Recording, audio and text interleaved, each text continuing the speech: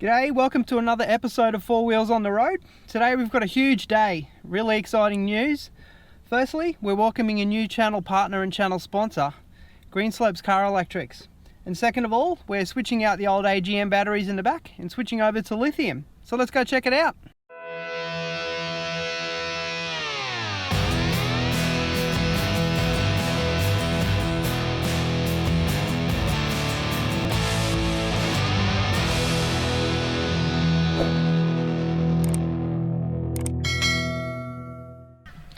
So as I said, we have a banger episode today with a lot to fit in. But before we get started, I just wanted to do some quick housekeeping. Firstly, I'm not sponsored by any of the products I make mention of here. Second, any information expressed here is just my opinions only. Always look up specs for yourself on gear you have or are potentially going to get to make sure it suits your needs. And third, support your local businesses. Please like, comment, subscribe, and most importantly, share my channel. The more viewers I have, the more content I can create. So we're going to break things down into 4 sections today. Number 1, installing the lithium batteries. Number 2, upgrading the solar. Number 3, parallel setup and how it works with Redarc. And number 4, tying it all in together, why I chose lithium and mistakes not to make when putting together a setup like this. Alright then, let's crack on.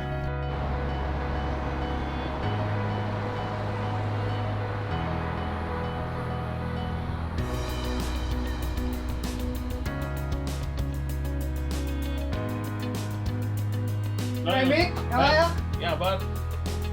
Go and have a look at the truck, shall we? Yeah, for sure. Right on. If you're going to do a parallel setup, make sure that you get it done professionally.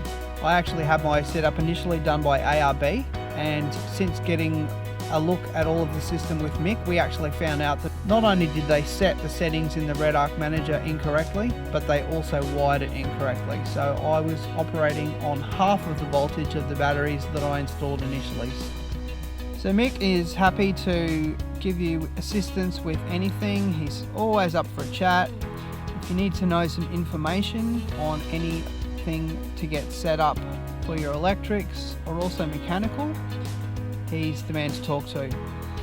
The Enerdrive batteries that I've chosen here, they have their own BMS in them. So what that enables with Enerdrive in particular is that you can view each battery status via an app, as Mick explains here. So yeah, that's the voltage, that's your amps, temperature, and then it should tell you, oh that's notifications, information, there we go, that's telling you state of charge of each individual cell. So not only do we have a few more options in a monitoring sense, but we also have saved ourselves 28 kilos in weight. So that's a big saving in weight. There's a lot of advantages to setting up a system like this. It is a lot more in price, but in my opinion, well worth it. It will monitor each individual cell. There's only 4 cells in these, but it'll monitor each one. It'll tell you the temperature of each one, absolutely everything. So it was a pretty simple installation to change the panel around here.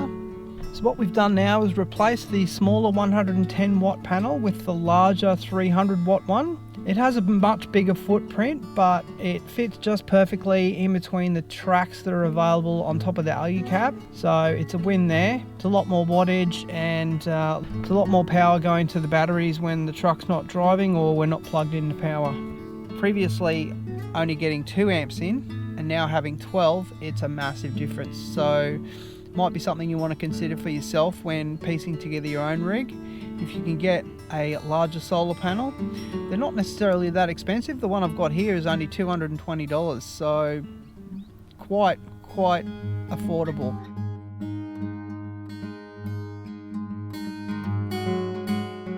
Running lithium batteries in parallel on the Redarc Manager 30 is perfectly okay. Please make sure you refer to your manual before doing so yourself, or as I mentioned earlier, make sure you get your system installed by a qualified person or an auto electrician. The Redarc Manager 30 battery management system is designed to charge and maintain auxiliary batteries by incorporating AC, DC and solar inputs.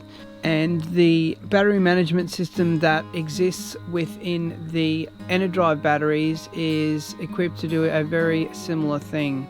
One possible downside of the Enerdrive batteries is that there is a low battery voltage disconnect. If the battery is drawn down to an internal low voltage set point at 2.8 volts per cell, the battery itself does disconnect and a charge voltage needs to be applied to the battery.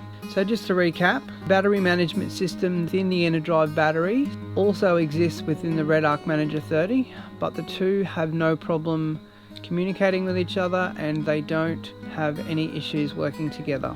And now to the big question of why I switched over from AGM to Lithium. Despite the fact that there's a huge difference in price, for me it was about a long-term proposition. I'm looking to hold on to my vehicle for many years, so you can get up to 10 years with lithium batteries as opposed to AGM. You need a lot more amp hours in an AGM battery to get the same amount of amp hours in a lithium battery. So if you compare what I had previously, which is 200 amp hours of AGM, that actually equals 125 amp hours of lithium. So basically now I have almost double the amount of amp hours than I previously had. So that to me was a really big difference. The other thing as well is the battery depth of discharge. 100 amp hours of lithium will give you 80 amp hours and 100 amp hours of AGM will give you 50 amp hours. And the other big thing that we mentioned previously was the size and the weight. We've saved 27 kilograms in weight, so that was a really big thing for me as well. So what we've done here with the solar is we are making sure that we're looking at the VOC on the solar panel.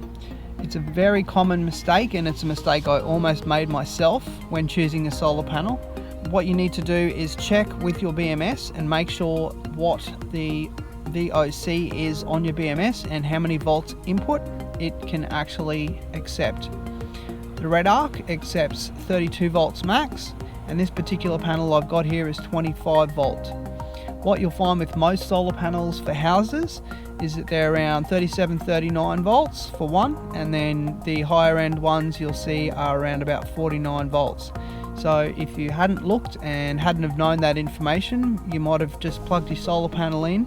You could have fried your $1,200, $1,500 BMS, or you could have fried your batteries. In a case like what I have here with two lithiums at $1,200-$1,300 each, that is a very expensive mistake to make. So make sure you don't make that mistake.